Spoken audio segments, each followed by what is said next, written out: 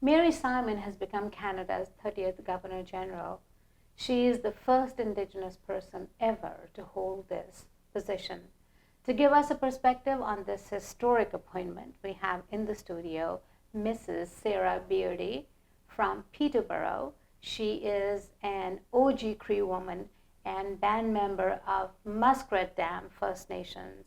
Please join me in welcoming her to the show. Thank you so much for being here. Thank you. Happy to be here. Yes. So it's a big day. Yes, it is.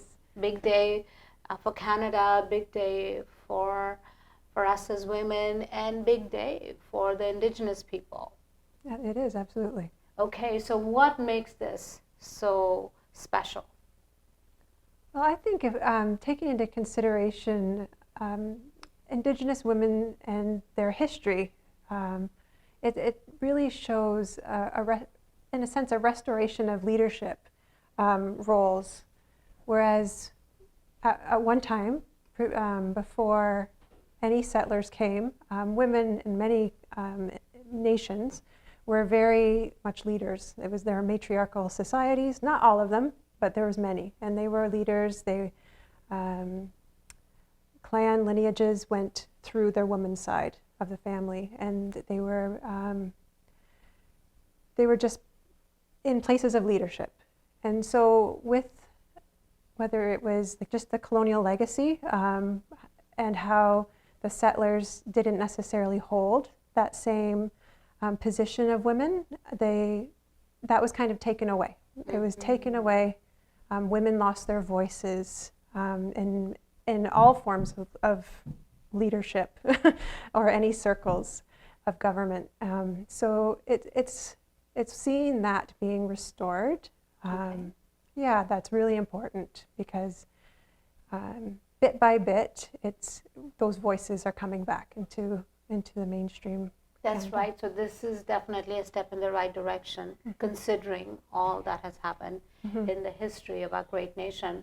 So for the benefit of our viewers who are new immigrants who have come from many different parts of the world, who may not necessarily be aware of the historical background of what we're talking about, would you like to tell us a little bit about, what the system was? You mentioned that this was a matriarchal society. A lot of people don't know that, right? And so, and then of course how things changed. Sure. Yeah, as I mentioned, women were in many nations. So we have to remember that Indigenous people are many nations. So it's many separate nations that have their own cultures, languages, beliefs. They can have their own clan systems. They are all unique. So it's hard to say one group they all did it, right? But there are many that, especially a lot of the Iroquois had that matriarchal system. But even for those that didn't have that system, women still were very important. They were listened to. They had roles that were very necessary to the community. They were just always appreciated. Give us some examples. Yeah, so women were seen. There's many ceremonies that are specifically for women. In a community, in some nations, women are sort of considered water. Like they are the nurturers. They give life. They nurture life. They also are strong. Like water will cut through rock after time, right? Or they'll reroute around obstacles. So that was one characteristic of how women are described. So they were necessary, and men were more of the fire. But so there had to be a balance. Otherwise, neither the fire or the water will survive when one's overpowered, right? So with new colonial systems coming in, that was taken, so women were no longer listened to. If you wanted to think about the Indian Act coming in, women were no longer considered, well, they weren't political advocates, but they also weren't Indigenous like status or to be a legally Indigenous, it was only passed through your father's side. And so if a woman married a non-Indigenous person, she was no longer considered Indigenous, so she lost her culture and her community. She would have to leave. So I can see the clash. yeah, Right? If you are from a matriarchal, society, and now we have a patriarchal system, how that would cause yeah, a clash. Yeah. absolutely, yeah. And so that also with residential schools, a lot of children that could have been their first exposure to that change of dynamic, learning the way of the newcomers or the European way at the time. That was something that would have been quite a shock, I think. But then that was, perpetuated, and it was a loss for the community. Right. And I talk to us so that we can understand and have a proper understanding, because this was a tragedy that happened. So there were some unwise policies that were introduced at that time to take the children and put them into schools, and then they ended up becoming boarding schools, and which means that they weren't allowed to go home, right? And so the children, it really affected them, adversely. Absolutely. And many of them died, right? So help us understand what caused this, because going to school, right? For example, in many parts of the world, the British went, the French went, they introduced school system, many of the kids went to those schools. And it didn't cause this type of devastation. And so the local communities embraced the education and used that to their advantage. But that didn't work out so well here. No. So help us understand what caused that. Okay.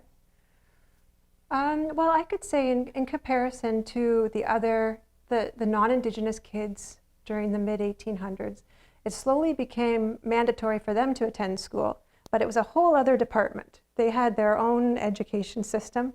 The residential schools, or the kids from the Indigenous kids, their schools were governed under the Indian department. And so they had a whole other mandate for what their schools wanted. And their mandates are quite clear. They're written pretty clearly in documents that are easily accessible. And it was to kill the Indian and the child. So to save the human, to save the body, but to take all the bits of culture out. And with the goal of there having to be no more Indian department eventually, because all of the Indians would be absorbed into the body politic. They're no longer Indians, no longer land issues. We don't have to worry about an Indian department. So these were then governed, and it was through the federal government, and the churches then helped implement it, and they forced the kids. So they were often told that it would be teaching like industrial, like teaching to farm, teaching to sew, but in actuality, it was very harsh. They weren't allowed to speak their language. So you could have a 5-6-year-old come in the door, and their hair was cut, their clothes were stripped. They were often never able to see their siblings again, even if they're in the same school. They'd be on different floors. And that's harsh. Yeah. So they never got to see their families. And if a family even declined to take their child, the parents would go to jail. So there was no choice. Your child was going to go sometimes hundreds of miles away for up to 10 plus years. So it was. So this is a really harsh policy. At the heart of this policy, what was the logic or the reasoning why you're not allowed to see a family member even though you're in the same school?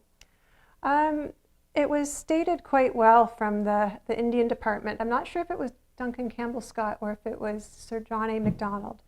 But the problem was that to quote him, paraphrase it, I should say, he said that if you teach a child, an Indian child, to read and write, and they go back and they live with savages, all they become is savages who can read and write. And that no longer serves the purpose of getting rid of the Indian problem. So that was, yeah. So, wow, Yeah. that's harsh. And so I can understand why it would be so, because it seems like their very identity, right, was the core identity was attacked. Right, and so yeah, I can see why it would be so very why people would take it so badly, right? Okay, talking about what has happened, obviously we as a nation have come a long way. We are in a place where one of the people from the indigenous community is now holding the highest office in the land. Do you think this is a step in the right direction? I think it's a step in a good direction. It is a good direction. I think it's great to have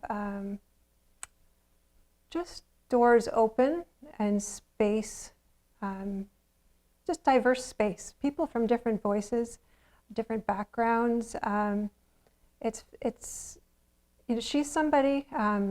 Mary Simon is somebody who has had a voice for a long time, and she's definitely earned the role, because she's a part of many agreements already. Some really, the Hudson's Bay agreement, and so she's been working her way, and now having that voice in there is fantastic. It's great to have that voice in there, that women Indigenous voice. Okay, and what else do we need to do as a nation to heal the wounds, right? Because there is so much hurt. Yeah. Right? There's so much hurt, so much distrust, so much alienation, so much looking at another community and saying, I don't trust you, I don't like you, you hurt me, right? So in order for us to move forward, and we have to move forward as a people and as a country and as a nation, what are some of the things that you would like to recommend that we implement as people, not looking to the government, but people to people? I think that it's really important for Canada to educate themselves about what's happened. I feel like it's been a lot of First Nations voices or Indigenous voices trying to